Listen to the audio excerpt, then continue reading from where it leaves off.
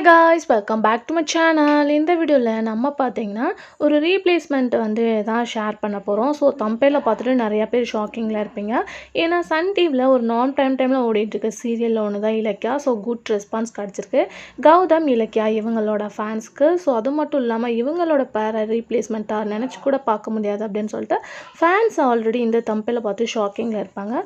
So already நான் வந்து மென்ஷனும் பண்ணியிருந்தேன் ட்விஸ்ட் இருக்குது அப்படின்னு சொல்லிட்டு. கண்டிப்பாக ஸோ இது யார் அப்படின்னு சொல்லிட்டு கேட்கும்போது இப்போ கரண்ட் சீரியலில் அன்பேவா சீரியலில் ஆக்ட் பண்ணிகிட்டு இருக்க ஸ்ரீ கோபிகா. ஆல்ரெடி அவங்க நிறையா சீரியலில் வந்து ஒர்க் பண்ணியிருக்காங்க.